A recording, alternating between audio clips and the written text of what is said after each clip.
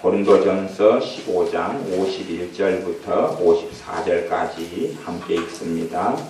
보라, 내가 너희에게 비밀을 말하노니 우리가 다 잠잘 것이 아니요 마지막 나팔의 순식간에 후련히 다 변화하리니 나팔 소리가 나매 죽은 자들이 썩지 아니할 것으로 다시 살고 우리도 변화하리라.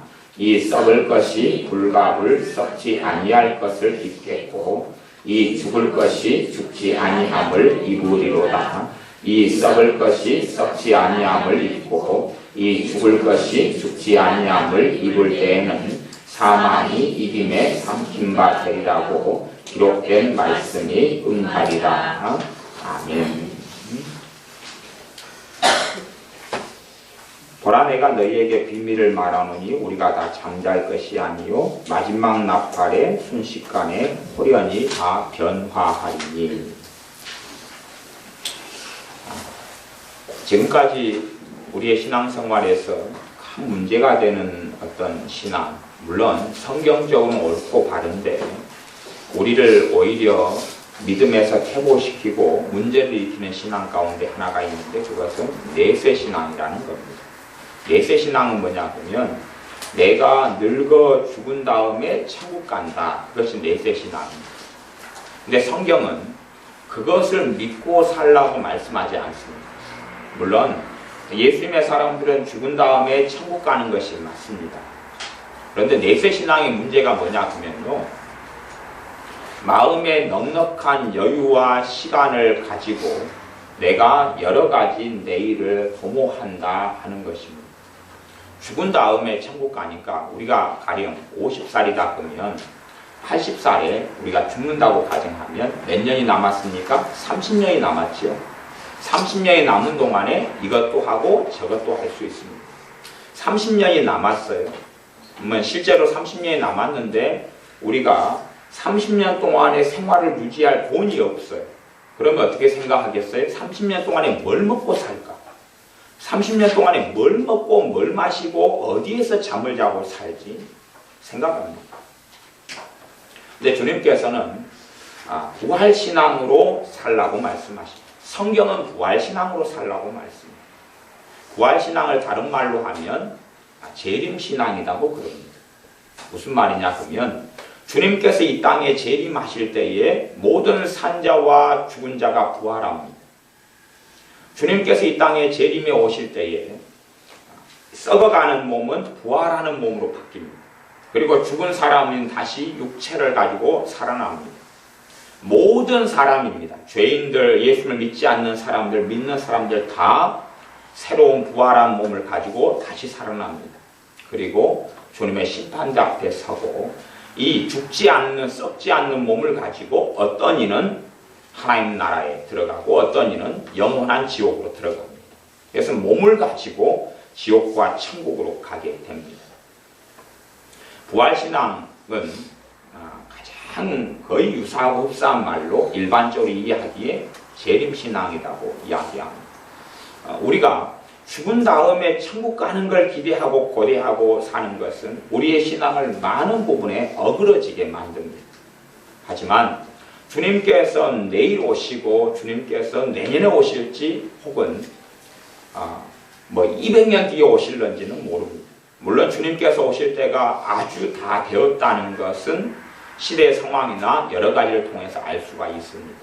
라인하르트 본케 같은 그러한 유명한 전도자는 1억 명 이상을 예수님께 인도하고 복음을 전했는데 11시 59분이 11시 59분이 오고 있다 그런 책을 썼습니다. 12시가 되면 주님이 오시는데 지금 본인이 느끼기에 시간이 11시 59분이라는 겁니다.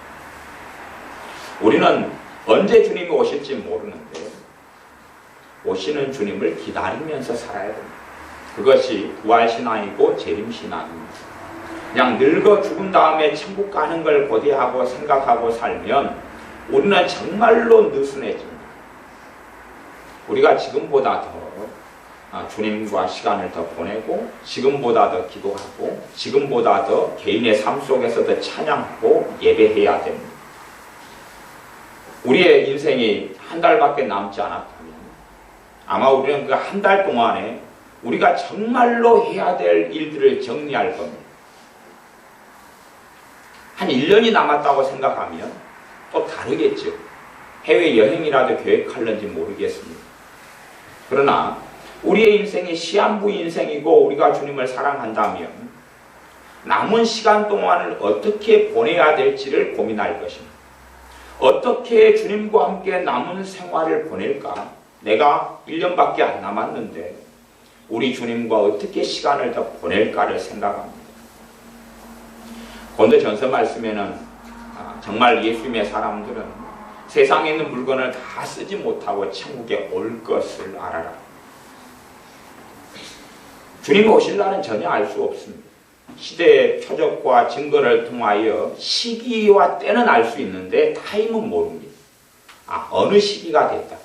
우리가 겨울이 올 때 되면 낙엽이 지는 가을이 지나고 그리고 추위가 시작되고 겨울이 오는구나. 아니 봄이 올 때 되면 꽃샘추위가 시작되거나 꽃이 피거나 그러면 봄이 오는구나.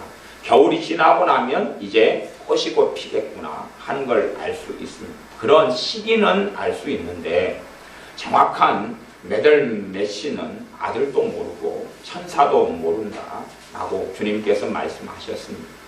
그러나 신자들은 정말로 주님께서 내일 오실 것처럼 오래 오실 것처럼 살아야 됩니다.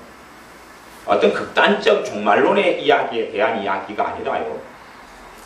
지금 이 신약 성경을 보면 예수님의 제자들은 2000년 전에 살아갔던 예수님의 제자들은 주님께서 곧 자신의 인생과 삶 속에서 이 땅에 재림에 오실 것을 믿고 기다리면서 살았습니다.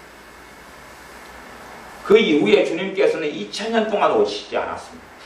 그러나 끊임없이 성경의 저자들을 통하여 하나님께서 하시는 말씀은 주님께서 곧 오신다는 겁니다. 2000년 전에 그랬다니 주님께서 곧 오신다고. 급박한 성경을 보면 곧 올해 오실 것처럼 내년에 오실 것처럼 내일 오실 것처럼 계속하여 말씀합니다.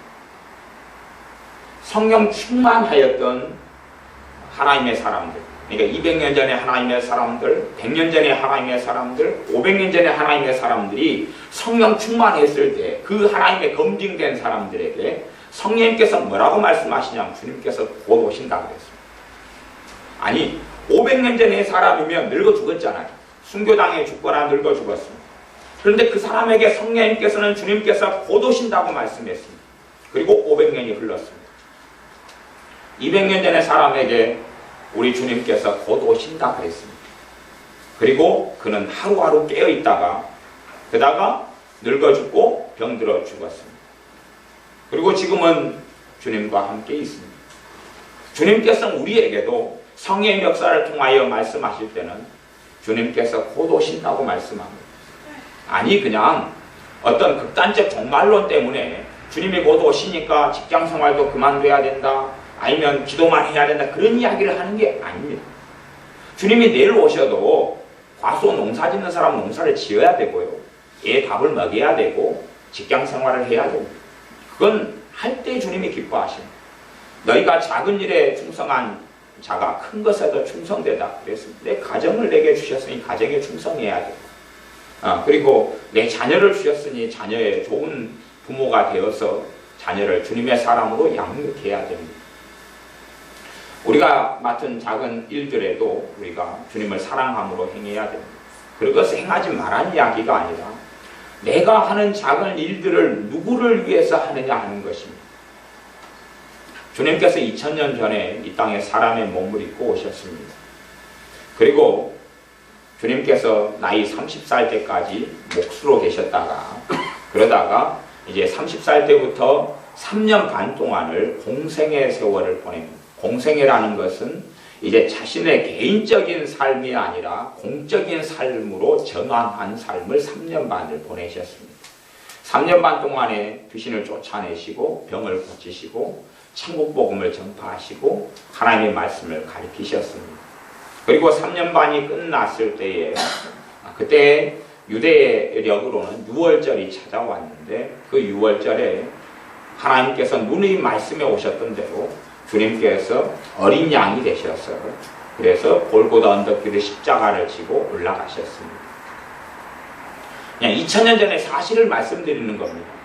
예수님께서 2000년 전에 죽으셨습니다. 십자가에 달리셔 죽으셨습니다. 그건요, 아무도 부인할 수 없습니다.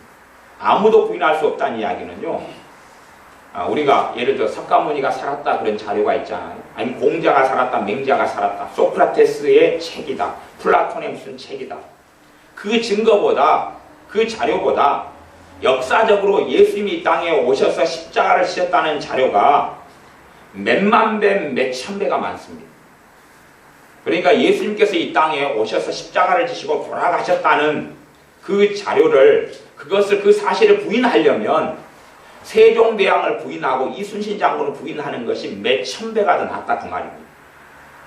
이순신 장군이 살아있었다. 임진왜란이 있었다. 우리나라에 조선시대가 있었다.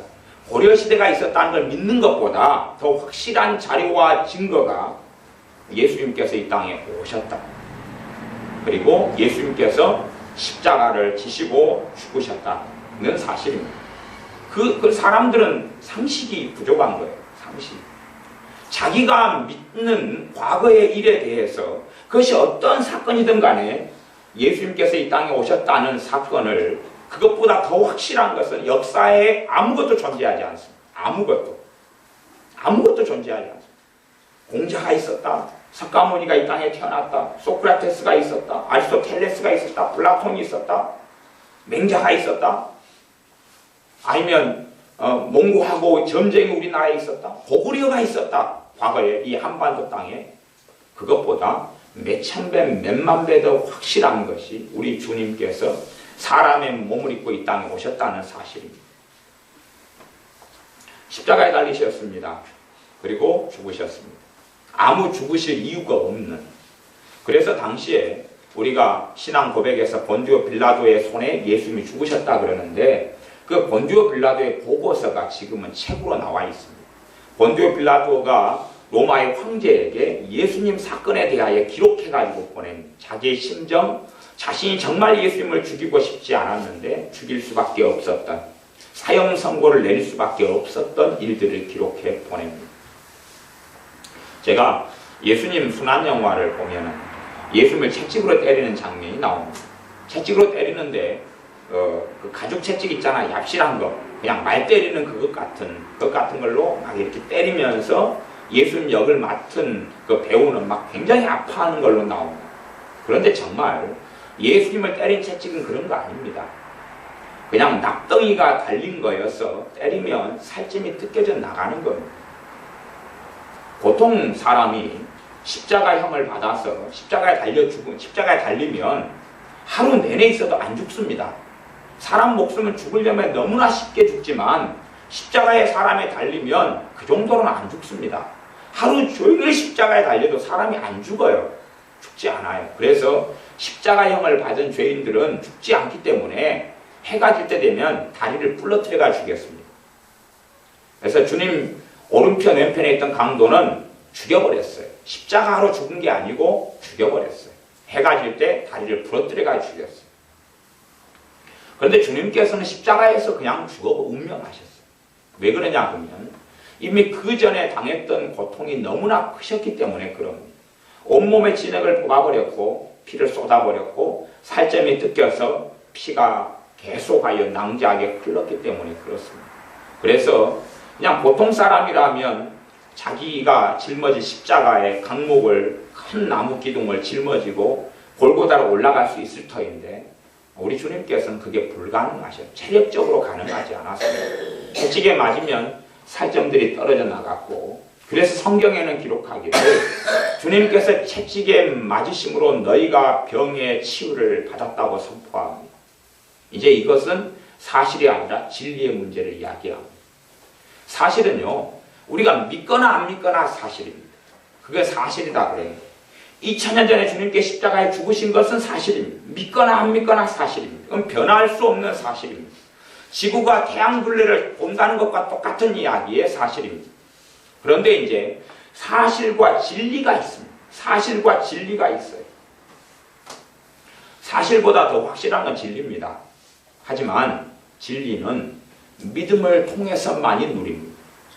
진리는 믿음을 통해서만이 누립니다. 사실은 예수님께서 왜 그분께서 선량하신 분이, 사람의 질병을 치료하신 분이, 온갖 기적과 이적을 당시에 나타내셨던 그분이 왜 죽으셨는지, 그래서 당시의 문헌과 상황은 정치적인 이유로 죽었다 라고 기록되고 말하지만, 하나님의 말씀은 그것이 여러분 죄 때문에 죽었다. 하나님의 말씀은 여러분의 죄 때문에, 제 죄 때문에 주님이 죽으셨다 그럽니다. 내 죄를 용서하시고 내 죄에 대한 형벌을 감당하시려고 죽으셨다 그럽니다. 이제 믿음을 통해서 주님의 십자가에 흘리신 그 피가 나를 위한 흘린 피인지, 아니면 그냥 2000년 전에 흘린 사실에 입각한 피인지는 우리가 결정하게 됩니다.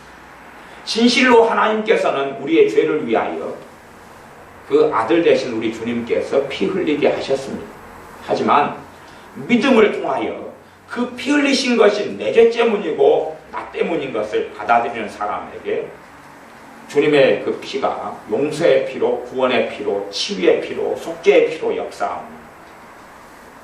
단지 2000년 전의 사건으로 끝나버린다면, 그리고 그것을 입으로 그냥 고백은 하고 머리로 인정은 하는데 마음에서 믿지 않는다면 주님의 십자가의 능력은 역사하지 않습니다. 사실은 주님께서 예수님께 십자가에 못 박히신 것은 우리가 상상하는 것보다 훨씬 더 놀라운 권능과 능력이 있습니다. 그렇기 때문에 사도 중에 사도였던 사도 바울은 내가 그리스도의 십자가에 못 박히신 것 외에는 알지 아니하기로 결단했다, 결심했다. 예수님의 십자가에 못 박히신 것을 나는 전한다. 그렇게 말씀합니다. 이 사도 바울은 학식이 너무나 뛰어나서 당대 왕까지도 너가 학식이 너무 많아가지고 미친 것 아니냐. 이 사도 바울은 왕 앞에서도 예수님께서 부활하셨고, 그리고 부활의 도를 증거했습니다. 부활신앙을 증거했습니다. 예수님께서 다시금 이제 오시면 우리의 썩을 몸이 썩지 않을 몸이 되고 죽은 자가 다 살아난다. 그러니 이 예수님을 만왕의 왕 만주의 주로, 주님으로, 구주로 영접해야 된다. 그 예수님을 믿으셔야 된다라고 왕 앞에 증거했습니다. 그랬더니 왕이 하는 말이, 너가 얼마나 많은 학식을 가진 줄 안다. 너가 너무 공부를 많이 하고 머리에 든 것이 너무 많아가지고 너가 미쳤구나. 그렇게 이야기했을 정도로 그 학식이 많은 그 뛰어난 석학이, 그 사람이 사도 바울인데, 당대의 천재 중에 몇 명이 없는 천재가 사도 바울인데, 그 사도 바울이 예수님의 십자가에 못 박히신 것을 나는 증거하겠다. 그렇게 이야기합니다. 우리는 주님의 십자가에 못 박히신 것이 지식과 정보가 되면 식상한 이야기가 됩니다.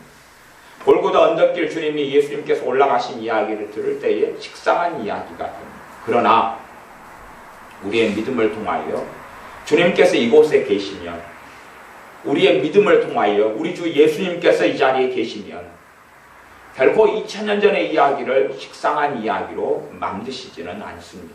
왜냐하면 우리가 생명을 얻는 이유와 근거가 되기 때문에 그렇습니다. 주님이 십자가에 달리시고 사흘 만에 다시금 부활하셨습니다. 주님의 부활은 놀라운 의미가 있는데, 그 부활은 우리가 나중에 부활할 것에 대한 예표이고, 또한 부활을 통하여서 우리가 죄를 이기고 승리한다는 것을 말씀해 줍니다. 물론 주님의 부활에는 훨씬 더 많은 의미가 있는데 그쪽 부분까지는 설명은 오늘은 안 하겠습니다. 주님께서 부활하시고 그 부활을 통하여서 이제 우리에게 내 생명을 너희에게 주겠다고 말씀하셨습니다. 주님의 생명이 우리에게 입혀집니다. 믿는 사람에게, 받아들이는 사람에게. 주님이 십자가에 죽으시고 부활하시면서 놀라운 사건이 일어났는데, 그것은 하나님의 은혜가 이 땅에 부어졌다는 사실이죠. 우리는 그렇게 기도합니다. 하나님 은혜를 내게 좀 주십시오. 하나님 내게 은혜를 주십시오. 그럽니다. 하지만 대부분은 은혜를 받지 못합니다.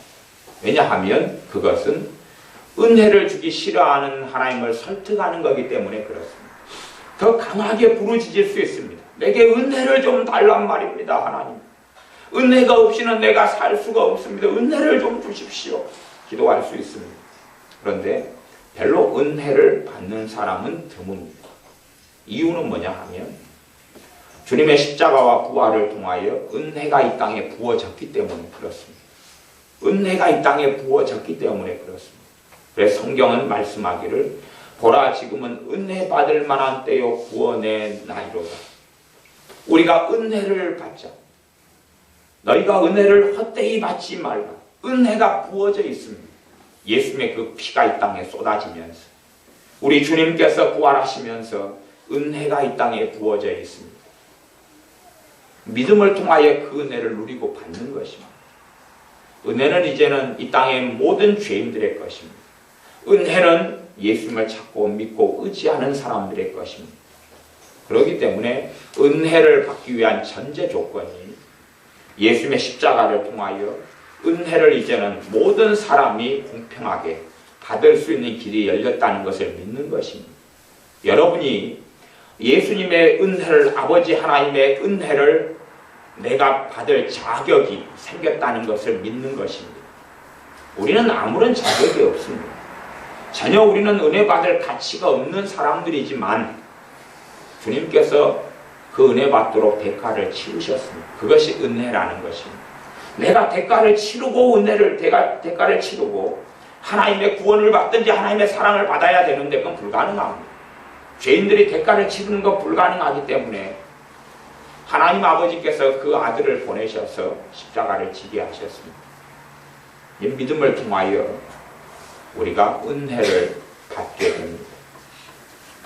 나를 사랑하신다는 그 믿음을 통하여, 나를 긍휼히 여기신다는 그 믿음을 통하여 예수님의 십자가가 지금도 이제 내게 생명되어서 일하시고 역사하신다는 믿음을 통하여 은혜가 오게 됩니다. 믿음이 아니고서는 신자의 삶 속에 하나님의 은혜를 누릴 수 있는 길이 없습니다. 여러분이 믿는 사람과 안 믿는 사람, 물론 예수를 믿는 사람은 다 믿는 사람 같지만 하지만 정말로 오늘 믿음을 가진 사람과 그렇지 않는 사람의 차이가 있습니다. 오늘 믿는 사람과 믿지 않는 사람. 그래서 믿음을 통하여 주님의 십자가가 여러분의 마음을 새롭게 하도록, 일하도록, 내 마음을 기경하도록 믿음을 통하여 주님의 사랑에 접촉해야 됩니다. 전기가 발전소에서 다 발전되어서 전선을 통하여 여기까지 들어와 있습니다. 믿음이라는 것은 이걸로 이야기한다면 그냥 스위치 같은 겁니다. 스위치를 켜는 것은 사실은 아무 일도 아닐 것입니다. 어린 아이에게도 전기 스위치 좀 켜라 그러면 켤 것입니다. 하지만 아무리 대단한 장정이 전기 스위치를 켜도 전선 연결되어 있지 않고 발전소에서 가동을 중단했다면 전기는 안 들어오겠죠. 우리 주 예수님의 십자가는 영원한 은혜와 사랑의 발전소 같은 것이어서 끊어지지 않습니다. 단지 내가 믿음을 통하여 스위치를 켜느냐 그렇지 않느냐의 문제입니다. 믿음은 우리에게 증거합니다. 믿음을 통하여 주님의 사랑을 누릴 수 있다고. 물론 우리는 자격이 없습니다. 우리가 당당하게 내가 이렇게 선하게 선량하게 살았기 때문에 하나님의 사랑을 받을 자격이 있는 거라고 생각한다면 그 사람은 하나님의 은혜에서 떨어지게 됩니다.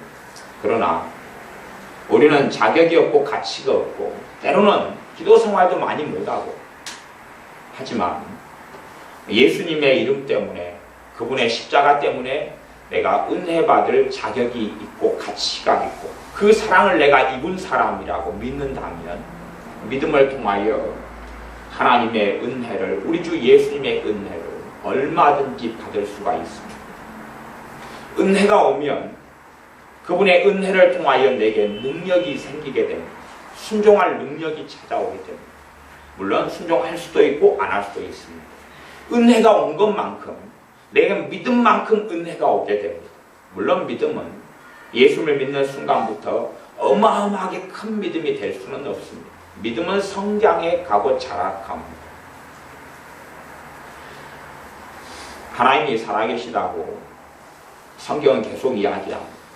하나님께서 우리를 돌보신다고 성경은 계속 이야기합니다. 내가 너와 함께 한다고 하나님은 말씀하고 선포합니다. 그런데 하나님이 함께 하신다는 것을 믿는 사람과 믿지 않는 사람, 하나님이 나와 함께 하시는 걸 믿는 사람과 안 믿는 사람, 지식적으로는 다 믿을런지 모르겠습니다. 하나님은 지식에 반응하지 않습니다. 하나님은 지식에는 일하거나 역사하시지 않습니다. 지식은 생명이 없기 때문에 그렇습니다. 여러분이 하나님이 나와 함께 하신다고 아무리 지식으로 인정하고 동의해도 함께 하시는 하나님의 능력과 은혜는 체험할 수 없습니다. 그게 아니라 정말 마음에서 하나님이 나와 함께 하신다고 믿으셔야 됩니다. 그 믿음의 열쇠를 크게 두 가지를 제가 말씀드리겠습니다. 믿음의 열쇠 두 가지 가운데 첫 번째 믿음의 열쇠는 뭐냐 하면 고백하는 겁니다. 입으로 시인하고 고백하는 겁니다. 혹은 마음으로 고백하는 겁니다. 하나님이 나와 함께 계시다. 마음으로 고백하는 거죠. 하나님이 나와 함께 계시다. 하나님이 나와 함께 계시다. 고백 자체는 믿음은 아닙니다. 그러나 그 고백을 통하여서 믿어지기 시작합니다. 믿어지기 시작해요. 주님께서 나를 사랑하신다. 하나님이 세상을 이처럼 사랑하사 독생자를 주셨습니다. 하나님께서 나를 사랑하신다. 하나님께서 나를 아버지 되셔서 사랑하신다.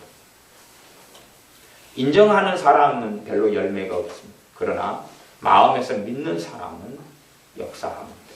그 믿음을 통하여 하나님의 사랑과 접촉하고 하나님의 은혜에 들어가게 됩니다. 사실은 그분의 은혜가 없이는 우리의 삶은 변화되지 않습니다.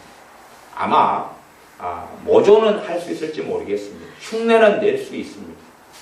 내 마음이 거룩해지지는 못하지만 행동으로 거룩해지는 흉내는 낼 수가 있습니다. 또한 기도도 흉내는 낼 수가 있습니다. 기도를 열심히 하는 흉내는 낼 수 있습니다. 그러나 꾸준히 기도하는 것은 어렵습니다. 실제로는 어려운 걸 떠나서 불가능합니다.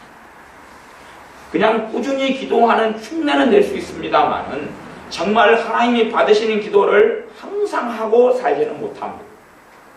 은혜가 없이는 그렇다는 이야기입니다. 믿는 사람들은 내 기도를 도우시는 주님을 믿습니다. 내가 기도할 때에 내 기도를 도우시는 주님을 믿고 기도합니다. 물론 내가 기도도 안 하고 가만히 있는데 주님이 나를 기도하게 만들지는 않습니다. 그러나 믿음이 있는 사람은 내가 기도할 때 내 기도를 이끌어 가시고 인도하시고 도우시는 주님을 믿습니다. 그 믿음 가운데 기도할 때에 도우시는 주님을 체험하고 만납니다. 첫째는 기도 생활을 도우시고 두 번째는 기도가 열매 맺도록 역사하시는 주님을 믿습니다. 예배도 여러분이 스스로의 힘으로 예배 드리려 그러면 힘듭니다. 스스로의 힘으로 잠을 안 자려고 한다. 스스로의 힘으로 잘 예배를 드려야 되겠다. 애쓸 수 있습니다. 신앙서적도 예배에 목숨을 걸라 이런 책도 있고 예배에 성공하면 다 성공한다 이런 책도 있습니다. 그래서 우리는 힘을 써서 예배에 성공하려고 그럴 수 있습니다. 그렇게 설득당해가지고. 하지만 여러분이 다음 예배 때부터나 이번 예배 때부터 내가 정말로 목숨을 다해서 예배 드려야 되겠다. 정말로 온 마음을 다 예배 드려야 되겠다. 그리고 마음 먹으셔도 안 됩니다. 그렇게 마음 먹으셔도 안 돼요. 예배 때 마귀가 많이 역사하는 사람은 더 정신이 없고 산만하고 힘듭니다. 내가 마음을 아무리 굳게 먹어도 귀신의 역사가 많은 사람들은 가능하지 않습니다. 그러나 어떻게 하나님이 받으시는 예배, 또 예배를 통하여 하나님의 은혜를 받고 내 마음이 새로워지고 하나님의 사랑 속에 들어가고 내 삶에 아버지의 하나님의 도우심이 어떻게 나타나겠느냐. 예배를 도우시는, 예배를 인도하시는 주님을 믿어야 됩니다. 믿음을 통해서 그렇다는 이야기입니다. 내가 예배는 내가 내 발로 참여하지만 믿음을 가지고 참여해야 됩니다. 믿음을 가지고. 어떤 믿음요? 내 예배를 도우시는 주님이 계시다는 믿음. 내 예배를 도우시는 예수님의 영인 성령 하나님이 계시다는 믿음. 그 믿음을 통하여 우리 예배 때 원수 마귀로부터 보호가 있고 지켜짐이 있고 내 마음에 하나님의 말씀이 뿌리 내리게 됩니다. 말씀의 씨앗이 떨어지게 되고 싹이 나고 뿌리가 내리는 것을 체험합니다. 여러분의 예배 시간에 꼭 믿음이 있는 예배를 드리십시오. 믿음을 회복하십시오. 왜냐하면 우리의 예배를 우리 힘으로 하나님이 기뻐하신 예배를 드릴 수 없다는 것은 명확한 이야기입니다. 우리의 노력과 열정으로는 하나님이 받으시는 예배를 드릴 수 없습니다.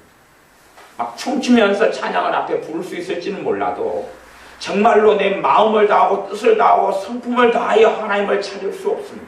왜냐하면 우리의 마음은 그렇게 부패했습니다. 하나님의 말씀은 마음을 다하고 뜻을 다하고 목숨을 다하여 주 너의 하나님 여호와를 사랑하라 그랬습니다. 하지만 그건 불가능한 이야기입니다. 하지만 해야 합니다. 그 불가능에 직면하고 하나님은 하라고 말씀하시고 그 간격이 도대체 무엇이냐는 것입니다. 그래서 히브리서 11장에 믿음의 선진들 구약의 하나님의 사람들은 믿음으로 살았다고 말씀합니다. 그 믿음을 통하여 목숨을 다하여 하나님을 사랑하는 게 가능했고 그 믿음을 통하여 하나님의 능력이 오므로 힘을 다하여 하나님을 사랑하는 게 가능했습니다. 어떤 사람들은 내가 허물이 많고 부족하기 때문에 하나님의 사랑을 받을 가치나 자격이 없다고 자기를 자꾸 돌아봅니다. 그래서 성경은 크게 두 사람의 인물을 제시를 합니다. 크게 두 사람의 특별한 인물을 보여주는데 그 중에 한 명이 삼손입니다. 사사기에 보면 삼손이라는 삼손이라는 하나님의 사람이 있었는데 이 사람의 삶은 굉장히 이중적이었습니다. 이중적이란 말은 그는 창녀촌을 돌아다녔습니다. 거룩한 하나님의 사람으로서 이스라엘 민족의 지도자로서 이스라엘 민족의 왕 노릇을 했고 선지자 노릇을 다 제사장 노릇을 감당했던 사람을 사사라 그럽니다. 근데 이 사사가 창녀촌을 전전하고 돌아다녔어요. 한쪽에서는 하나님의 권능과 능력과 성령 충만함을 받아서 백성을 구원했고 한쪽에서는 창녀촌을 돌아다녔어요. 그런데 이 삼손에게는 성령 충만이 있었고 성령의 권능과 능력이 있었고 하나님이 함께 했습니다. 이상하죠?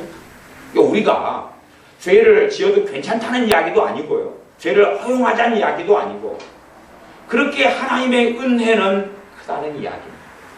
그렇게 하나님의 은혜는 우리가 생각하는 것보다 놀랍다는 이야기입니다. 그러므로 우리 허물을 좀 내려놓고 내 부족한 어리석음을 내려놓고 그것으로 하나님의 은혜를 가로막는 방어막을 만들지 말라는 이야기입니다. 내가 이렇게 어리석게 살았는데 나 같은 죄인이 은혜 받을 수 있겠느냐? 아니요. 주님의 보혈은 그것보다 더 놀랍습니다.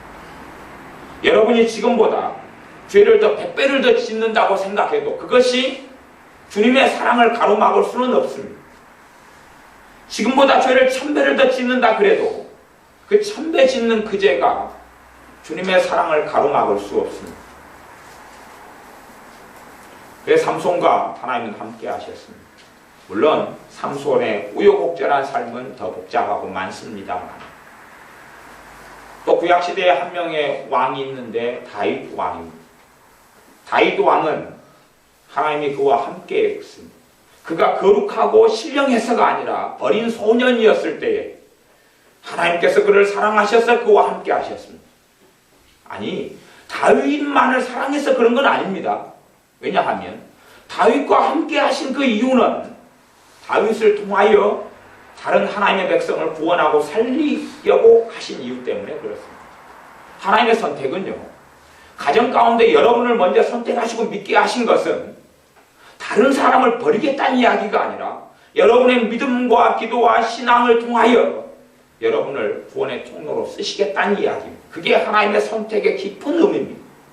하나님의 선택이 누구는 선택하고 누구는 버리는 선택이 아닙니다.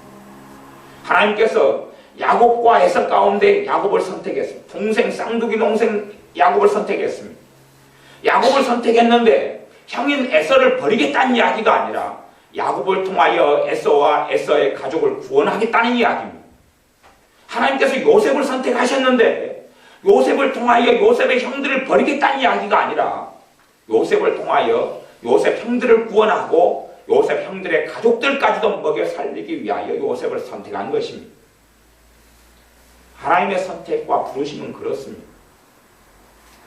내 죄가 아무리 많아도 우리 주님의 보혈의 능력보다는 이길 수 없습니다.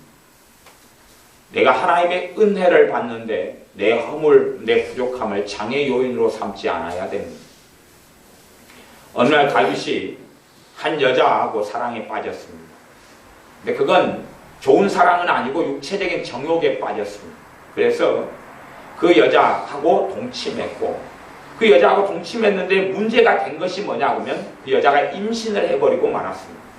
증거를 없애야 되겠는데 남편이 자기 부하 장수여서 전쟁터에 나가 있습니다. 그래서 그 부하 장수에게 특별 휴가를 주어서 불러왔습니다.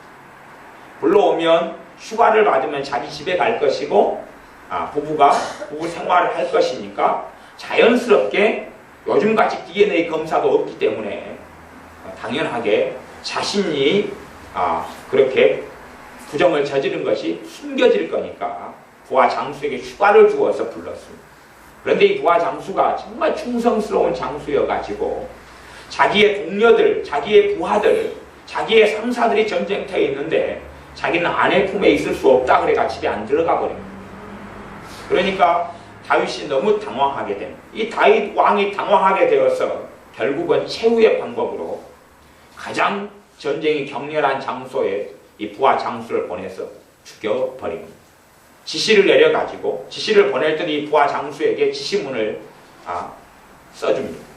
그래서 임봉해가지고 최고의 군대 장관이 요압에게 전달해라. 그 내용 안에는 지금 편지 가져가는 얘 죽여버려라. 전쟁터, 가장 심각한 전쟁터 넣어가지고 죽여라 하는 내용입니다. 그리고 그 여자 남편을 전쟁터에서 죽입니다. 그렇게 시간이 흘러갑니다. 시간이 흘러가고 이제 남편이 죽어버리니까 왕으로서 과부가 된 여자를 취할 수 있는 거죠. 그래서 합법적으로 이제 그 여자를 자기가 데리고 와서 자기 아내로 삼습니다. 물론 그 다윗은 수백 명의 아내가 있고 훨씬 더 많은 여자들이 있습니다. 그래서 이 여자를 데리고 와서 또 아내로 삼습니다. 그 여자가 해산할 때가 되었습니다. 말하자면 최소한은 이 여자와 동침한 지 10개월이 지났다는 이야기입니다. 10개월이 지났다는 이야기. 그때까지도 다윗은 성령의 역사 속에 삽니다. 그 죄를 짓는 삶 속에 성령의 역사 속에 삽니다.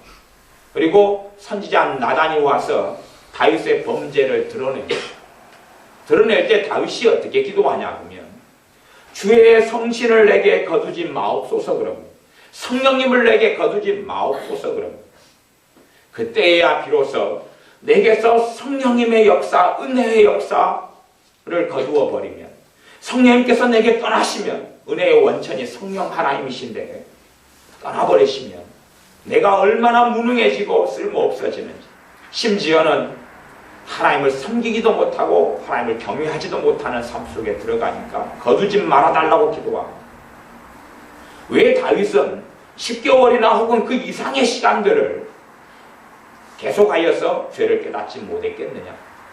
물론 죄는 알고 있었겠죠. 하지만 심각함보다는 계속하여 성령님이 역사하셨기 때문에 그런 것입니다. 다윗이 그 범죄 중에도 성령님은 계속하여 다윗과 함께 하셨습니다. 우리가 죄를 지어도 괜찮다는 이야기를 하고 있는 게 아닙니다. 우리의 허물과 부족함보다는 그분의 사랑과 은혜가 훨씬 더 크다는 이야기입니다. 물론 그래서 성경은 너희가 은혜를 받되 헛되이 받지 말라고 이야기합니다. 주님의 은혜가 오면 내 삶은 변해가기 시작합니다. 또 변화시킬 수 있는 능력이 옵니다. 그렇기 때문에 우리가 은혜가 와서 변화할 수도 있고 안 할 수도 있는 선택이 있기 때문에 그 선택의 여지와 길에서 너희가 그 은혜를 낭비해가지고 시간을 허송세월하지 말라고 이야기합니다. 다윗이 가졌던, 삼손이 가졌던 그 은혜보다 지금 신약시대인 우리 주님께서 죽으시고 부활하신 다음에 우리가 받는 은혜가 훨씬 더 큽니다. 상상할 수 없는 격차와 차이가 있습니다. 그러나 유감스럽게도 지금 신자들은 구약시대의 백성들이나 혹은 그들과 비슷하거나 더 못한 삶을 살아갑니다. 이유는 뭐냐 하면 믿음이 사라져 갔기 때문에 그렇습니다. 우리 주님께서도 제자들을 만나서 너희가 왜 똑바로 살지 않느냐, 너희가 왜 이 모양 이 꼴로 사느냐 라고 책망하시기보다 계속하여 책망하신 건 뭐냐 하면 너희가 왜 아직도 믿음이 이거밖에 안 되느냐, 왜 믿음이 이거밖에 안 되느냐라고 이야기합니다. 그래서 히브리서 11장 6절에는 하나님께 나아가는 자는 그가 계신 것과 그가 우주 밖에 살아계시는 것 말고요, 그가 우리와 함께 계신 것, 그가 하나님의 백성들과 함께 거하시는 것. 그래서 우리 주 예수님의 이름을 성경에 소개하기를 그는 임마누엘이라 하리라.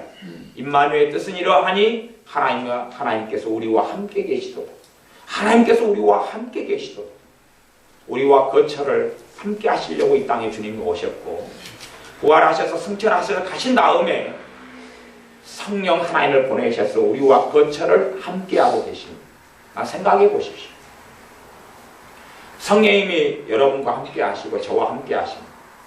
그러면 정말 우리 마음 안에, 우리 영 안에, 우리 영혼 안에 성령님께서 거처를 삼고 계셔서 너희는 성령님의 전이다 그랬습니다. 성령님께서 거주하시는 성전이다 그랬습니다. 그러면 우리가 여러분이 여행 가실 때에 저기 우리 동네도 저기 넘어가면 만성리 그 넘어가면 쓰레기장이 있잖아요. 쓰레기장. 그래가지고 쓰레기 덤프차가 지나다니고 쓰레기차가 돌아다니면서 엄청난 쓰레기, 냄새나는 쓰레기를 지금 쌓고 있는 데 있잖아요. 산 사이에. 여러분이 관광 가시는데 저 쓰레기장에 관광 보셨습니까? 쓰레기장이요. 쓰레기장 관광을 전문적으로 다니는 분 보셨습니까? 저기 있는 쓰레기장보다 우리 안에 든 쓰레기가 더 심각합니다. 우리는 기준이라도 낮아가지고 쓰레기장 가도 괜찮을지 몰라도 거룩하신 성령 하나님께서 우리 안에 오셔서 계시는데 우리 안에서 도대체 무엇하고 계시겠습니까?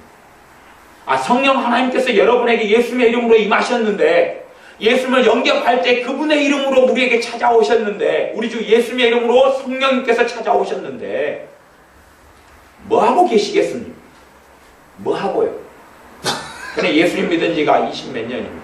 물론 제 안에서 성령님께서 수십 년 동안 뭐하고 계실까요? 여러분 안에서는요. 뭐하고 계실까요? 관광용? 쓰레기장 했어요? 관광용? 근심을 한번 먹어가지고 주면 근심이 쏟아지고 절망을 먹으면 절망이 쏟아지는데 그거 구경하시려고요? 아니면 더운데 잠잘 곳이 없다. 너 뱃속에는 시원한 그늘이 지고 와상이 있으니까 거기서 낮잠 한번 잘난다. 주님 오실 때까지. 성령 하나님께서 그러려고 거처를 함께 하셨느냐 그 말입니다. 요한복음에는 내가 떠나가는 것이 더 유익이라. 내가 떠나가면 성령님을 너에게 보낼 터이라. 주님이 우리와 육체를 가진 우리 주 예수님께서 함께 사시는 것보다 그분의 이름으로 성령님께서 오셔서 예수님의 사람들과 함께 사는 것이 훨씬 더 큰 유익이 있다. 유익은 정말 어디 있습니까? 유익은 어디에 있습니까? 구약시대 백성보다 엘리야 선지자보다 엘리사 선지자보다 사사들보다 유익이 어디에 있습니까? 우리는 믿지 않기 때문에 그렇습니다. 성령님께서 내 안에 임하셨는데 성령님의 사역은 좀 신앙 서적을 좀 보는 사람이면 압니다. 성령님은 무슨 일을 하는지. 성령님은 진리를 가르치시며 주님이 말씀하신 걸 생각나게 하시고 죄에 대하여 의에 대하여 심판에 대하여 가르치시고 우리 배에서 샘솟듯 솟아나는 영원한 샘물이 되어주시고 너희 배에서 생수의 강이 흘러나리라. 이는 그의 받을 성령님을 일컬어 말합니다. 생수의 강이 흘러난다고 말씀하는데 성령님은 임하셨는데 예수님의 이름으로 생수의 강은 어디 있습니까? 영원토록 솟아나는 샘물은 어디에 있습니까? 우리는 지식은 가지나 믿지는 않습니다. 성령님이 내 안에 임하셨는데 지식은 있으나 믿음은 없습니다. 지식은 가지나 믿음은 없습니다. 아니요, 이제는 믿어야 할 때입니다. 내가 올 때에 믿음을 보겠느냐? 아니요, 이제는 우리는 믿어야 할 때입니다. 우리 안에 성령님께서 역사하고 계시다는 사실을, 우리 안에 임하신 예수님의 영인 성령님께서 일하고 계시다는 걸 믿어야 됩니다. 믿어야 됩니다. 졸지 않고 주무시지 않는 주님께서, 거룩하신 성령 하나님께서 일하고 계시다는 사실을 믿어야 됩니다. 너희 안에 행하시는 이는 하나님이시니 우리 안에 하나님께서 행하신다는 걸 믿어야 됩니다. 너희 안에 하나님이 행하고 계시다는 건 진리입니다. 사실을 이야기하는 게 아닙니다. 진리를 이야기하고 계시는 겁니다. 진리는 믿음을 통해서만이 결실하게 됩니다. 사실은 내가 믿으나 안 믿으나 사실입니다. 불이 켜졌다. 전등에 불이 들어온다. 이건 사실입니다. 안 믿어도 불 켜져 있습니다. 몰라도 불 켜져 있습니다. 진리는 불이 들어왔는데 이걸 믿을 때 이 불의 밝음이 내게 나타나게 됩니다. 그 진리하고 사실의 차이입니다. 하나님의 말씀은 사실도 이야기하고 진리도 이야기합니다. 사실과 진리가 함께 공존합니다. 사실 가운데 진리들을 계속하여 선포하고 있습니다. 하나님이 당신들을 사랑하십니다. 하나님이 우리를 사랑하신다고 성경을 선포하는데, 하나님이 사랑하신다는 걸 지식으로 알아요. 전도도 많이 들어요. 전도를 많이 들어요. 하나님이 사랑하신다며요. 내 삶이 왜 이렇게 힘들고 고통스럽고 내 안에 절망이 이렇게 왜 이렇게 많냐고 한탄합니다. 하나님이 나 사랑하신다며요. 왜 그러냐 그러면 그 사람은 안 믿기 때문에 그렇습니다. 하나님이 날 사랑하신다면서요. 내 안에는 왜 이리 슬픔이 많고 비참함이 많고 우울함이 많고 탄식이 많아요. 내 안에. 아니 밖에 환경이야 그럴 수 있다고 치더라도 내 안에 내가 너에게 평안을 주노라 하신 예수님의 그 평안은 어디 있습니까? 날 사랑하신다면서요. 날 사랑하시는 것은 진리입니다. 믿어야 됩니다. 믿어야 됩니다. 여러분을 사랑하시는 걸 믿어야 됩니다. 믿을 때에 달라집니다. 믿을 때에 누리게 됩니다. 그분의 은혜를, 그분의 십자가의 능력을요. 그리고 우리는 달라지게 됩니다. 행동이 변하기 전에 마음의 변혁을 체험하게 됩니다. 마음의 변혁을 체험하게 믿어야 됩니다. 주님의 보혈이 역사할 수 있도록, 그분의 부활의 권능이 우리 속에서 역사할 수 있도록, 부활의 권능이 역사할 수 있도록, 죽은 자를 살리는 부활의 권능이 신자들에게 역사할 수 있도록 주님께서 부활하셨습니다. 믿어야 됩니다. 하나님이 당신을 사랑하십니다. 믿는 사람에게 예수님의 십자가가 역사합니다. 많은 사람에게 하나님이 당신을 사랑하신다고 이야기합니다. 불신자 안 믿는, 예수님 안 믿는 사람 100명을 모아놓고요, 하나님이 당신을 사랑하십니다 이야기하면 그 가운데 어떤 사람은 눈물이 쏟아지기 시작합니다. 100명을 모아놓고 죄 지은 크기로 사람을 줄을 세워놓습니다. 최고 못된 놈 살인범, 그 다음에 못된 놈 강간범, 그 다음에 못된 놈 강도, 그렇게 줄을 세워놔요. 그리고 최고 끝에 머리에 이제 물건 훔친 놈, 10,000원짜리 물건, 현행범에 잡혔어. 제일 끝에 머리, 이제 요거 100번째죠. 근데 하나님이 당신 사랑하십니다 그럴 때 우리가 생각하기에는 5명이 은혜를 받는다고 치면 96등, 97등, 98등, 99등, 100등이 받아야 돼. 그치요? 아니, 그 중에 죄가 최고 경미하잖아요. 경범죄를 지은 그 뒤쪽 끝머리에 있는 5명이 받아야 된다 그 말이에요. 그런데 하나님이 당신을 사랑하십니다 그러는데 3번이 눈물이 흐르고 은혜를 받아. 눈물이 흘리고 하나님의 사랑을 체험해요.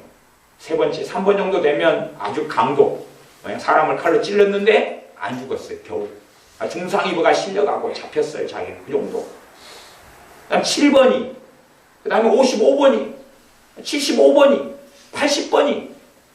그래서 생각합니다. 왜 도대체 순서가 원리가 없지?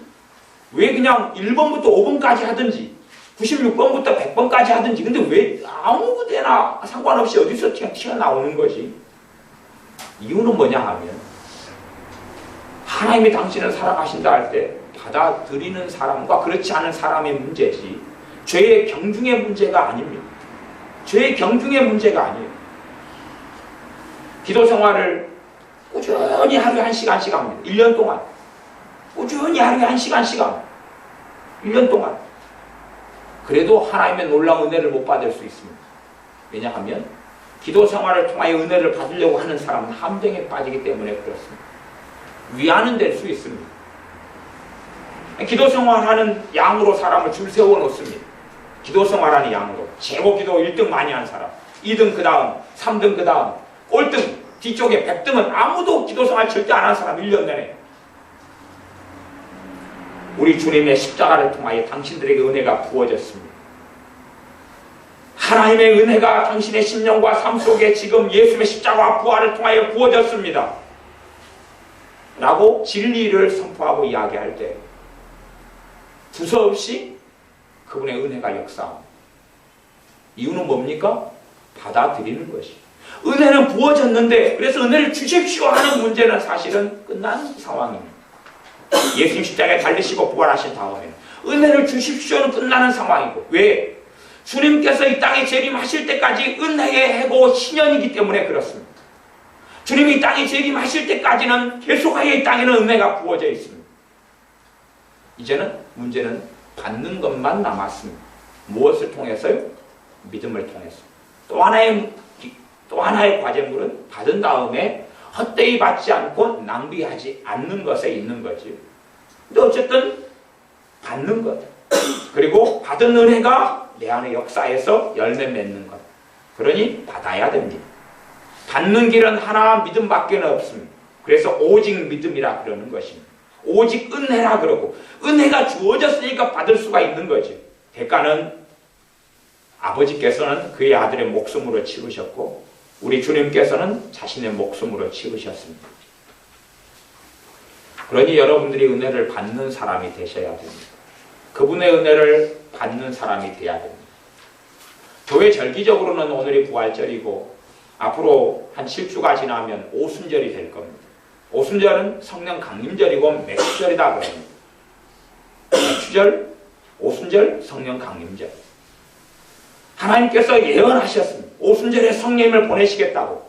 그래서 주님께서 사순절에 승천하시고 오순절에 성령님이 임하셨습니다. 그러면 사도행전 2장의 오순절의 사건은 역사적으로 굉장히 중요한 사건입니다. 중요한 이유는 오순절로 인해서 그걸 기점으로 해가지고 성령님이 이 땅에 찾아오셨기 때문에 그렇습니다. 물론 그 전에도 성령님은 역사하셨습니다. 그런데 창세기 6장에 떠나신 성령님의 의미에서 오순절을 기점으로 이 땅에 성령 하나님께서 운행하시며 역사하시기 시작했습니다. 말하자면 우리 주 예수님에 대하여 그분은 불과 성령으로 세례주시는 분이시라 했을 때에 이 땅에 원천적으로 성령 세례와 성령 충만이 부어져 버렸습니다. 오순절을 기점으로. 대신에 오순절에 그 성령 세례와 충만을 받은 사람은 120명에 불과합니다. 그러나 원천적으로 우리 주님의 십자가와 부활을 통하여 성령님의 은혜의 역사가, 충만의 역사가 이 땅에 부어졌습니다. 부어졌습니다. 그 이후에 사마리아의 오순절이 따로 체험되고 고넬료 가정의 오순절이 따로 체험되고 다메섹이라는 곳에서 청년 사울이 아나니아와 만나고 오순절을 체험합니다. 성령 충만을 체험하고 에베소 교회의 오순절이 사도행전 19장에 일어납니다. 그러나 그것은 각자가 오순절을 체험해야 되지만 그 오순절을 체험할 근거와 이유가 첫째 예수님의 십자가와 부활에 있고 두 번째는 성령님께서 이 땅에 사도행전 2장의 오순절 때 임하셨기 때문에 그렇습니다. 그래서 갈라디아서에 보면 너희가 성령님을 받은 것은 믿음으로냐 아니면 율법의 행위로냐 말씀합니다. 성령 충만을 받는 것은 우리가 기도생활 열심히 해서 받지 않습니다. 헌금을 많이 했기 때문에 작정기도와 철야기도를 했기 때문에 받지 않습니다. 하나입니다. 믿기 때문에 받습니다. 왜냐하면 그건 은혜에 속한 거기 때문에 이 땅에 성령님이 임하셨습니다. 그러면 이제 문제가 되는 것이 그렇습니다. 성령 충만을 받을 자격이 내게 있느냐입니다. 사람들은 자기의 자격을 자꾸 따집니다. 자기 자격을 따져서 나는 아직 깨끗하지 못해. 깨끗하지 못하니까 성령 충만이 필요하지 않습니까? 깨끗하면, 거룩하면 사실은 별로 필요 없을 것입니다. 하지만 누구보다 더러운 사람에게 성령 충만이 필요합니다.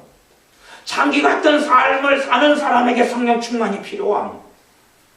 모든 삶이 얼룩진 사람에게 성령 충만이 필요해서 성령의 권능을 통하여 죄를 쓸어버리고 폭포수 같은 은혜가 누구에게나 그 사람에게 필요합니다. 성경에 보면요, 하나님께서 슬픈 자에게 화관을 씌워준다 그랬지만 예수를 믿는 슬픈 자가 화관을 쓰지 못합니다. 예수를 믿고 절망에 빠진 사람에게 그에게 기쁨이 별로 찾아오지 않습니다. 하나님의 말씀하고는 왜 다른 괴리된 삶을 경험합니다. 하나님의 말씀은 슬픈 자에게 화관을 준다 그랬는데, 기쁨을 준다 그랬는데, 기쁨의 옷을 입혀주신다 그랬는데, 도대체 내게 기쁨의 옷은 어디 있습니까? 애통하는 자는 위로를 받을 거다 그랬는데 도대체 그 위로가 어디 있습니까? 위로는 있습니다. 이미 하나님의 위로가 부어졌습니다. 대신 믿지 않기 때문에 그렇습니다.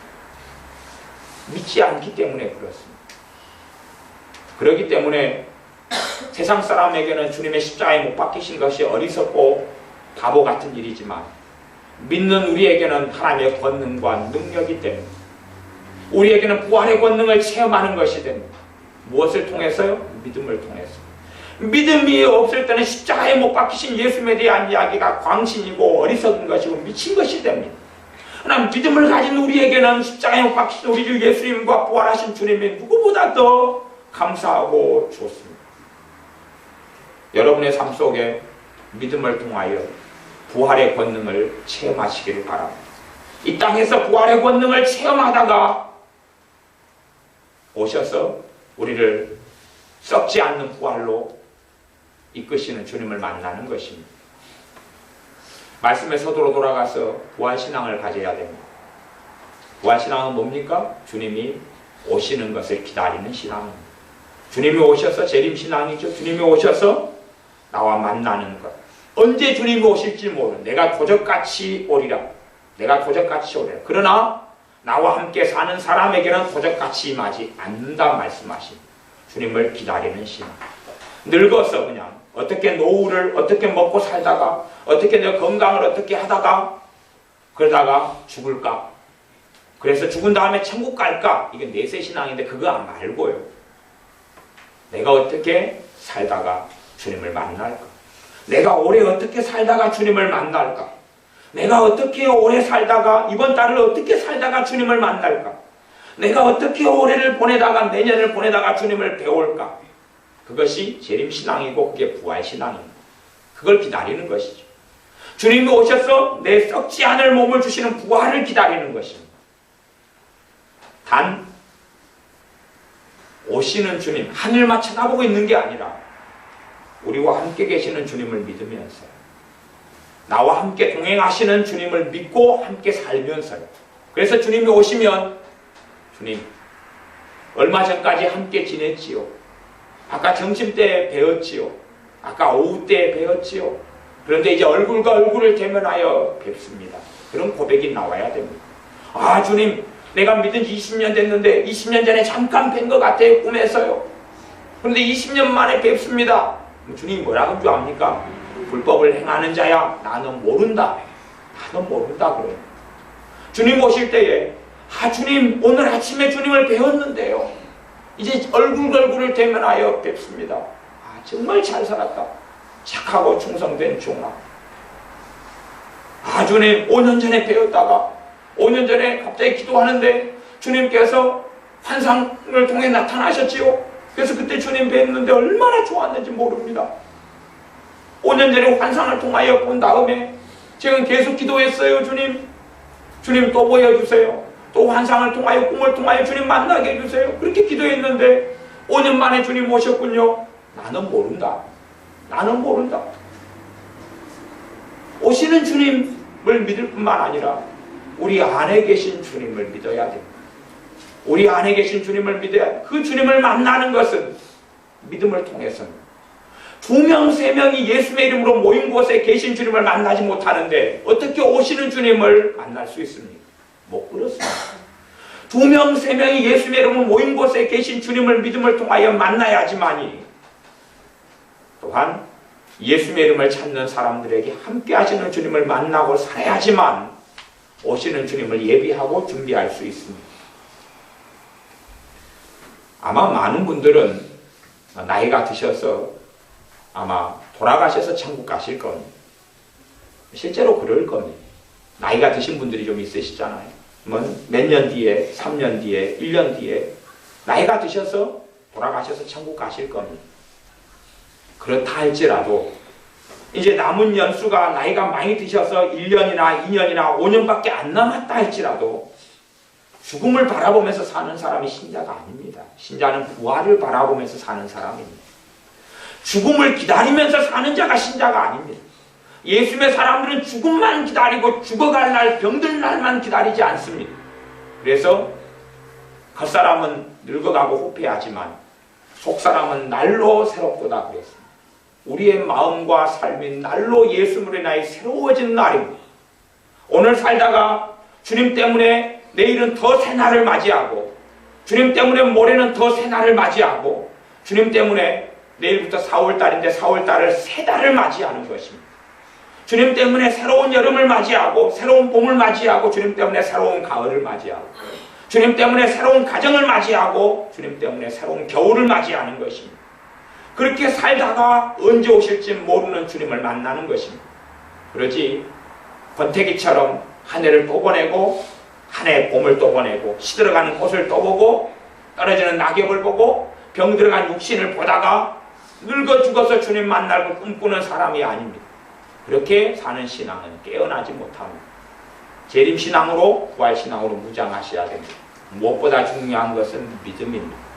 그러므로 믿음을 통하여 여러분과 함께 하시는 주님의 사랑을 누리십시오. 성령 충만의 역사를 믿음을 통하여 받아들이십시오. 여러분의 행위로 들이댄다면 절대 성령 충만은 오지 않을 것입니다. 내가 얼마나 거룩하게 살았느냐, 얼마나 성령 충만을 받을 자격이 있느냐를 따지면 절대 성령 충만을 받지 못할 것입니다. 우리에게는 자격이 없습니다. 우리는 성령 충만 받을 자격이 없습니다. 우리같이 더러운 절망, 탄식, 두려움, 염려, 불안, 세상 사랑, 어리석은 입술의 말들, 그걸로 범벅이 된 우리가 성령 충만 받을 자격을 받으려면 100년을 열심히 노력해도 부족할 것입니다. 1000년을 노력해도 부족합니다. 성령 충만을 받을 자격은 우리에게는 없습니다. 도대체 돈으로 살까요? 성령 충만을? 아니면 철야를 100일 하면 살까요? 아니면 작정기도를, 새벽기도를 10년을 참석하면 살까요? 아니요, 지불할 수 없습니다. 값은 지불할 수 없습니다. 우리가 지불할 수 없기 때문에 주님께서 지불하셨습니다. 우리가 그 값을 지불할 수 없기 때문에 우리 주 예수님께서 지불하셨습니다. 생명은 생명으로, 우리의 생명을 구원하시기 위하여 주님이 생명을 쏟으셨습니다. 우리가 성령 충만을 우리의 의로움으로 받을 수 없기 때문에 주님의 피를 쏟으셔서 그 충만을 받을 길을 열어놓으셨습니다. 그러므로 우리가 예수님의 이름으로만 성령 충만을 받습니다. 예수님의 이름으로만 성령 충만을 받습니다. 제가 성령 충만을 받을 때에 기도생활 하나도 안 할 때 받았습니다. 주님을 심지어는 별로 기도도 안 하고 찾지도 않을 때 받았습니다. 성경을 몇 장밖에 안 읽었을 때 성령 충만을 받았습니다. 무엇을 통해서요? 믿음을 통해서. 무슨 믿음이냐 하면 제가 그때 믿어졌습니다. 주님께서 나를 사랑하신다는 것이, 아버지 하나님께서 나를 부르셨다는 것이 제가 믿어졌습니다. 그때의 성령 충만이 왔습니다. 믿어졌습니다. 제가 믿어졌습니다. 아버지께서 나를 사랑하신다는 것이 믿어졌습니다. 육신의 아버지는 제가 초등학교 때 떠났지만, 죽으셨지만 사고로 인하여, 영의 아버지 하나님께서 나를 사랑하신다는 것이 믿어지니까 그 밤에 성령 충만이 왔습니다. 여러분이 믿음을 다시금 가지고 회복하십시오. 전능하신 하나님께서 여러분의 아버지신 것을 믿으십시오. 여러분이 아무리 나이가 드셨든지 젊고 힘이 있든지 상관없이 전능하신 하나님께서 여러분의 보호자가 되십니다. 하나님이 보호자가 안 되시게 하지 마십시오. 하나님이 보호자가 되신다는 건 진리입니다. 사실이 아닌 진리입니다. 진리는 믿음을 통하여 누립니다. 성령님께서 여러분 안에서 오래전부터 찾아오셨는데 구경꾼으로, 손님으로, 무능하신 분으로 남겨두지 마십시오. 그분은 하나님이십니다. 거룩하신 성령 하나님이십니다. 삼위일체 하나님 되시는 그분께서 우리와 거처를 함께 하시고 우리 안에 임하셨습니다. 성령님께서 임하신 지 1년이 돼도 아무런 일을 행하실 수 없도록 안 믿는 불신앙 속에 머물지 마십시오. 성령님이 찾아오신 지 20년이 됐는데 아무런 치유 역사도 행하시지 못하고 아무런 마음의 새로움도 주지 못하고 내게 갈 길을 인도해 가지도 못하는 무능한 성령으로 만들지 마십시오. 그러면서 하나님이 죽었다고, 하나님이 나를 잊었다고, 하나님이 안 살아계신다고, 하나님께서 나를 버리셨다고, 하나님이 나를 외면하신다고, 아니면 내 기도가 부족하다고 생각하지 마십시오. 기도가 부족한 게 아니라 하나님이 좋으신 게 아니라 우리가 믿음이 없는 것입니다. 여러분 안에 성령님이 찾아오셔서 함께 하십니다. 그 성령님을 믿음을 통하여 일하시고 역사하시고 행하시며 운행하시는 성령님의 역사가 나타납니다. 믿음을 통하여 성령 충만 그 신자의 능력, 신자의 권능, 하나님의 아들로 딸로 살아가고 말씀을 지키고 준행하고 살아갈 능력이 성령 충만을 통해 오는데 믿음을 통하여 받게 됩니다. 우리 주 예수님의 사랑과 십자가의 보혈의 능력을 믿음을 통하여 받게 됩니다. 예수님의 치유를 그분이 2000년 전에 채찍에 맞으심으로 너희가 병 나음을 입었도다. 그가 오셔서 친히 우리 연약한 걸 담당하시고 우리의 병을 짊어지셨도다. 마태복음 4장 17절의 말씀의 능력을, 그 진리 되신 말씀을 믿음을 통하여 내 연약한 것이 사라져갑니다. 주님이 대가를 치르셨는데 내가 계속하여 병을 앓는다면 얼마나 어리석은 것입니까? 물건을 사러 갔습니다. 우리 돈으로는 살 수가 없습니다. 그래서 카드로 그 물건을, 냉장고를 꼭 필요한데 사자고 했습니다. 그런데 카드가 정지됐다는 겁니다. 그러면 제발 좀 냉장고 가진 그 대리점 사장님한테 제발 좀 냉장고 꼭 필요한데, 장사하는데 지금 냉장고 스톱돼가지고 식당 하는데 그런데 빚쟁이들이 난리인데 장사를 못하고 있다고, 제발 좀 할부로 해달라고, 카드가 안 된다고, 제발 좀 나를 믿고 좀 도와달라고, 내가 당신을 어떻게 알아서 빌려주냐고, 도와주냐고 한탄할 수 있습니다. 그런데 우리를 사랑하는 누군가가 우리의 이름으로 그걸 사놨습니다. 가져가라고 연락 왔습니다. 그래서 그 냉장고는 사실은 이미 내 것입니다. 근데 우리는 안 믿습니다. 설마. 그리고 나는 내 돈으로 살려고 그러는데 나는 돈이 없습니다. 아니, 값이 이미 지불되었다니까요. 값이 이미 지불되었습니다. 값이 지불된 것을 내가 값을 만들어내려고 하면 얼마나 어리석습니까? 냉장고는 내가 값을 지불해서 돈 벌어 살 수 있을지 몰라도 하나님의 은혜는 절대 돈으로 살 수 없다는 사실입니다. 성령님의 역사하심과 성령 충만하심은 돈으로 살 수 없습니다. 그분의 보혈의 능력은, 그분의 사랑은 돈으로 살 수 없습니다. 믿음으로만 대가를 주님이 치르셨고 우리가 누릴 수 있습니다. 여러분의 믿음을 통하여 여러분의 마음속에 쓰레기들 치우시고, 그리고 마음을 새롭게 하고, 그분이 사랑이 밀물듯이 와서 절망을 밀어내버리고 질병을 쓸어버리는 치유의 권능을, 그분의 사랑을 체험하십시오. 다시 안 믿는 자가 아니라, 믿음을 잃어버린 자가 아니라, 지식이나 정보나 성경 정보들을 얻으려는 사람이 아니라, 좋은 신학책을 많이 보고 성경 공부를 많이 하려는 사람이 아니라 이제는 믿는 사람이 되십시오. 주님께서 이방인 백부장에게 그렇게 말씀하셨습니다. 어떻게 하나님의 백성인 이스라엘 백성들 속에서도, 성경을 가진 이스라엘 백성들 속에서도 이 이방인 같은, 이 사람 같은 믿음을 어떻게 볼 수가 없냐? 이스라엘 백성, 하나님의 백성 속에서도 볼 수 없는 믿음을 이방인에게서 내가 본다. 그것이 주님께서 하신 말씀이었습니다. 우리는 결코 이방인에게서가 아니라, 우리는 이방인이었지만 이제 하나님의 아들이 되고 딸이 되었는데 우리에게서 주님께서 믿음을 볼 수 있도록, 왜 아직도 더디 믿느냐? 너희의 믿는 것이 이렇게 왜 이리 늦느냐? 믿음이 적은 자여 왜 의심하느냐? 너가 믿느냐? 믿으면 하나님의 역사를 보리라. 너가 믿느냐? 믿으면 내가 일하리라. 우리의 믿음을 통해서 하나님의 사랑이 나타나고, 그래서 우리는 그분의 사랑에 찬양하고 경배할 수밖에 없습니다. 우리의 믿음을 통해서 십자가의 권능이 나타나고 부활의 권능이 나타나고 우리는 주님을 경배할 수밖에 없습니다. 기도하겠습니다. 우리의 믿음 없음을 고백하며 회개합니다. 하나님이 우리를 도우신다고 아무리 듣고 아무리 외치지만 우리가 믿지 않았습니다. 성령님께서 우리 안에 임하셨다고, 예수님을 믿음을 통하여 성령이 임하셨다고, 오순절에 성령이 땅에 임하셨다고, 예수님이 십자가와 부활을 통하여 임하셨다고 아무리 들으나 우리는 믿지 않았습니다. 지식적으로는 성령님께서 우리 안에 임하셨다고 알아도 우리는 믿지 않는 불신앙의 사람들입니다. 우리를 용서하여 주시옵소서. 우리 주님께서 우리를 사랑하신다고 그렇게 외치셨건만 우리는 지식으로는 인정하지만 동의하지만 믿지는 않았습니다. 아버지께서, 하나님께서 우리 주 예수님을 통하여 우리 아버지가 되셨다고 그렇게 외치셨지만 우리는 말로는 아버지라 하지만 아버지이심을 진정으로는 믿지 않았습니다. 그래서 우리를 돌보시는 아버지를 체험하지도 못하고 누리지도 못하고 그 아버지의 사랑 속에 살지도 못하는 천덕꾸러기로 살아왔습니다. 이제는 우리의 불신앙을 믿지 않음을 회개하오니 용서하여 주시옵소서.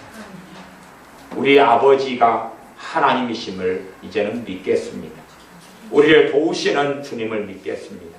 주님의 도우심이 아니면 우리는 신앙생활을 제대로 할 수도 없고, 주님의 도우심이 아니면 우리는 예배도 제대로 드릴 수 없고, 주님의 도우심이 아니면 기도 생활조차도 제대로 할 수 없는 것이 우리의 현주소이오니 이제는 우리가 믿음을 통하여 우리의 기도 생활, 예배 생활, 경제 생활, 가정 생활, 우리의 삶 하루하루 매일매일을 지키시고 도우시는 주님을, 우리 주, 우리 아버지 하나님을 이제는 믿겠습니다.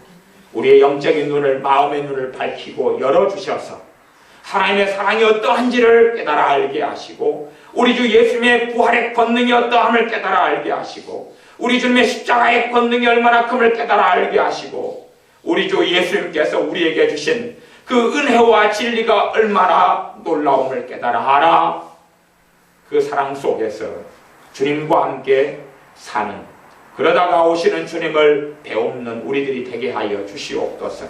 예수님의 이름으로 기도하옵나이다. 아멘.